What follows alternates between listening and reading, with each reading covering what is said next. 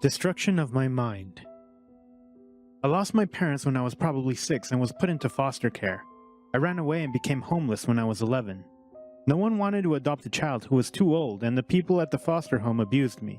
So I decided to take a chance on the streets. It was a long and cold winter during Christmas time. I watched other kids getting presents and smelt the food coming out of people's houses while my stomach was growling. I used to sit and watch through the windows, imagining that I was on the inside and the family was mine. This was when I met Alexei, the man who changed my life and saved me. At the time I did not know that it came with a price, and to this day I have mixed feelings for him. He caught me staring, but I ran away, as I always did when someone saw me spying. Yet he caught up to me. I was not very fast, as I had last eaten a piece of stale bread the previous night, so he easily caught up to me. "You look like you're starving," he said. "I do not want trouble. I will not come to your house again," I pleaded. He seemed like a no-nonsense man, and there was a look of darkness in his eyes.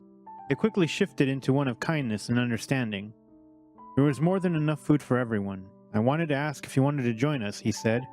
I agreed, though reluctantly. And then I had the biggest feast of my life. He had several children, 11 in total with his wife Fiona, and he later revealed that they were not his biological children. He had a church and took in the children. I planned to leave while everyone was sleeping, only to run into him in the kitchen drinking some milk. "There is more than enough room for you," he said. "I can take care of myself," I said. "You are a child. What you need is love. Stay with us." I cannot. I had resigned myself to the fact that the world was cruel and no one would ever love me. "At least until the end of winter?" he asked. I never left. For the next 8 years of my life, I was part of his church. He had rules, and we had to adhere to his teachings, but to me, he was the only word I trusted. His church was a religious cult, but I had no idea at the time. We did many good things, had firm views, and were each other's only family. We survived on the donations of his parishioners, which furthered our mission. Our mission was to spread Alexei's message. I do not know how I was so immersed in this, but these were my beliefs. Alexei was the chosen one, and his word was law. Everyone had to cut their hair, abandon earthly desires, and serve. We did not do anything without Alexei's permission. All we did was good. To be honest, we had so many distorted views. Everyone else was impure, and it was our job to make them believe in Alexei. And as the years passed, under Alexei's tutelage, I was his most faithful son. I was responsible for making sure that no one formed relationships with the tainted, and the people he had coupled up with did not break up, and that the donations come in. And like everyone else, I was strongly against women's rights. Same-sex marriage and things like that went against everything Alexei taught me. While we were extreme, we never hurt anyone, as far as I knew. Until the night I saw Alexei torture a girl. He said it was because she was a sinner. She had left her husband, whom Alexei had chosen for her, because she said she was too young. She was 14, and the man was 30 years old. I listened to Alexei and did not bat an eye. I was that blind. This brings us to the storming. News traveled that members of the LGBTQ+ community were organizing a pride event, and we were going to stop it. We were simply going to protest and get them out of the streets. But there would be nothing too serious. The day came for the storming, what we called this righteous event. And I was not feeling well. I felt very dizzy and asked Alexei if I could remain. "Only the weak will falter from our mission. That pain is a test to see if you are worthy." His eyes shone with the glee he got when he spoke of our cause. While we were marching, we met with the Pride group and we protested against them. They seemed oblivious to us trying to speak sense to them, and things got a bit violent. We retreated, which I was glad for because I was feeling a bit dizzy. As I was walking, I felt a sharp pain in my leg, and when I looked down, I saw that a shard of glass had embedded itself into it. The other thing was that we wore no shoes at all, and if we were sick, we did not go to the hospital. I called out for help, and even though I knew that no one would help, Alexei had called an emergency meeting. "There is no room for weakness. We will meet you again if it is meant to be," Fiona, Alexei's wife, said. And so, I sat down and tried to remove the glass while everyone else left. "Here, let me help you," someone said. I did not even have a chance to speak as a man lifted me. I looked at him, but I had never seen him before. Yet he looked so kind. My instinct was to tell him to leave me there, but I was in too much pain. He took me to a car, sat me down, and got a box from his boot. "It's a good thing I have a first aid kit," he smiled. "No, no medicine. Nothing impure. Please don't." I moved his hand from mine. "Okay, I can just remove the glass and bandage you up then, he asked. Okay, thank you, I relented. Without saying much, he took out the piece of glass, but it hurt so much I could not stop wincing. Here, drink this. I'm surprised you're still conscious. I need to stitch you, he said. Give me something that looked like water. I drank it and instantly regretted the way it burnt my throat. What was that, I asked. Gin, he said, as he started stitching me up. I was not allowed to drink, but it was too late, and as he stitched me, I relaxed a bit more. He was very talkative and asked me about myself. He found me very peculiar, but he was very nice. Why did you help me out, I asked. Basic courtesy, he said. We help people, I said. Just then, he looked me up and down and a look passed through his eyes. So do I, but I think in different ways, he said. Well, I would like to learn. Maybe I can talk to my father and we can organize an event together? I suggested. He laughed.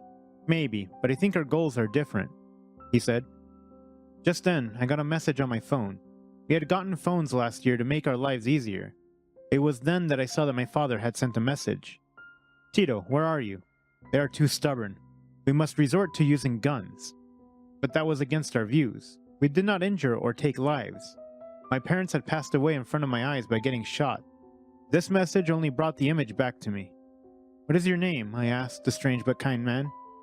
Benito, but call me Ben, he said. Look, we are here to stop this pride event, but now my group wants to use guns. Do not agree. Can you do something to warn the people? I was most likely going to get into trouble for this, but I could not let these people die. There was a limit to this. Alexei was bordering on insanity. The police, Ben said. Will they stop it? I asked. Yes, he said, and so he called them. But in trying to save lives, I forgot that my group was most likely going to get arrested. Most people got out, but the rest was taken away in vans. Ben told me to stay in his car and to not come out. When he came back, he offered to take me anywhere I wanted. Thank you for saving us, he said. Us? I asked. Yes, I am the organizer of this event, he said. You are gay? You do not look like any of those people. You're a nice person. Alexei told us that they lacked hearts and kindness, but he had helped me when they left me alone. Yes. Let me take you home, he said, and so then, he let me go home, but not before giving me his number. We are not bad people. Please call when you want to know the truth, he said. Then he left. There was chaos in the church, as many of my family were behind bars, and it was my fault. For the millionth time in my time there, I questioned if we were as righteous as we believed. That event led to the crumbling of everything, including my faith. I saw the errors in his preaching. He had been wrong about gay people, so it could be that he was wrong about others as well. Since I was responsible for the books, I had to authorize the bail payments for my fellow group members. But as I was looking through the books, I started getting suspicious. There were large sums of money coming in from donators, and then a huge purchase to a company that dealt in guns. My mind was blown by all this, and I started to suspect Alexei of illegal dealings. This was when I decided to call Ben. I snuck out for hours and spent the days at the LGBTQ+ center. I saw how they gave guidance to young people, and how they took in the ones who had been kicked out by their parents. I regularly attended events and helped out, making me and Ben develop a friendship. He opened my eyes to lies that Alexei had been telling me for years, and through research I found out that he was under investigation for illegal arms dealing and authorizing child marriages. And suddenly those secret phone calls and the files I was not allowed to touch in his office made sense. Ben showed me true goodness, not self-righteousness. Through him I learned that people were not perfect, and suffering could be ended by kindness and not convincing people to my beliefs. And in the middle of unlearning it, I was gathering evidence against Alexei, and I did not know him as I thought.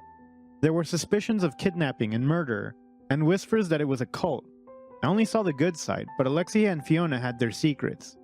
One night, after I had helped Ben, who had been feeding homeless people on that day, he asked me a question. I noticed that you do not eat much. Yes, there is no need to, I said. But you must like sweet things or have a favorite snack, he said. Why do you ask me such a strange question, my friend? Every time I offer you food, you decline. I'm used to a rationed diet by Alexei, I replied. What do you eat? He asked. I told him and he looked at me in shock. Then he went off and brought me a plate of sweets and junk food. I knew the food, but I had forgotten how it had tasted over the years. When Alexei became more popular, we stopped eating stuff like this. I attentively took a bite and closed my eyes as the flavor erupted. How is it?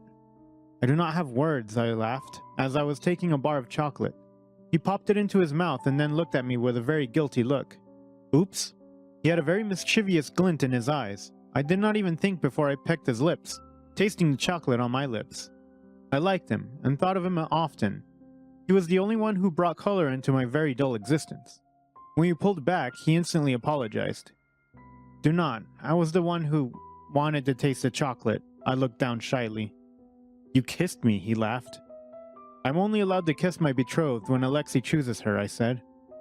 Alexei speaks a lot of nonsense, he declared, causing me to dissolve into a fit of giggles. Things changed for us, and we became lovers. I knew it went against everything that I had been taught, but I felt so pure. For once, my life felt like it had meaning, and I did not have to conform to anyone's rules.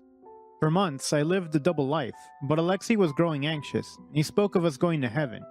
He claimed that we were the chosen few and that we had to leave because the earth was going to cease to exist soon. The man was a loon, a fanatic, and everyone just nodded along, eyes glazed over with adoration for a monster. I could not let them die for a cause that they had no idea of. I needed to make things right. I contacted the police anonymously, and I gave them his emails and files where he was practicing a lot of money laundering.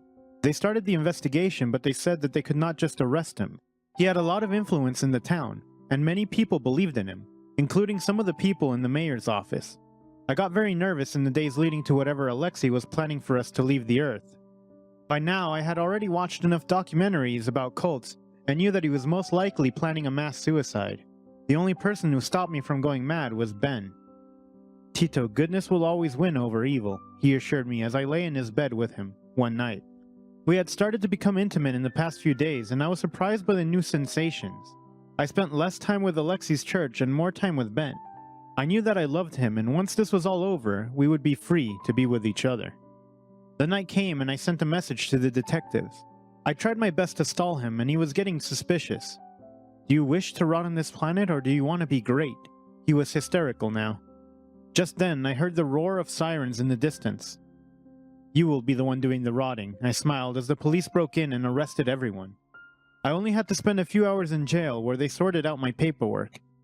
Then I was out. Most of the other members were set free. But without Alexei, they were lost and confused and could no longer harm anyone. I still felt bad for the years I had been silent and the way that the Pride event had gone. So before the arrest, I had moved the majority of the funds of an offshore account. Once Alexei had been convicted and everything had quieted down, I transferred the money to Ben's organization so that they could continue supporting queer people and give sanctuary to those that did not have anyone else. It was so easy for people like Alexei to prey on the lost, but we wanted to change that. Everyone was welcome, no matter their age, sexuality, or race. We had awareness campaigns and did small things to help out in the community. People were free to come and go and volunteer if they wanted to. But unlike with Alexei, the kindness had no expiry date. I was so grateful for Ben, who had stopped for me on that afternoon when I had been there to ruin his event. It was such a strange thing, the way fate worked. As the years passed, our organization was able to do much good and we ended up getting married. From the day that we met, we were drawn to each other. He had been the love that I'd been searching for all my life. Some of the people that had been part of Alexei's cult came to our organization as they were homeless because of him. While his values were deeply ingrained, they were able to change for the better and see that people could be good no matter their sexuality. Alexei and Fiona ended up spending the rest of their lives in jail, as they had done so many bad things in those years. I only went to see him once because he had been begging to see me. "You are my son, why did you do this to me?" were his first words. "You were hurting people," I said. "I took you in, raised you, clothed you, and taught you everything I knew," he raised his voice. "I know. Without me, you would have been dead," he laughed. "With you, I would be dead as well, and I would have never reached heaven, if it even exists." I turned to leave. "You will regret leaving me, Tito. I am the only one who has ever loved you. My husband loves me." I slammed the door behind me and never saw him again. The end. Wow, imagine being in a cult for over 11 years. Thank goodness that he met Ben on that day, and he freed his mind. What would you do if the person you loved was part of a cult? Please do not forget to like, comment, and subscribe. Bye. Thanks for watching. Consider subscribing to become part of our Rainbow Force, and stay wholesome.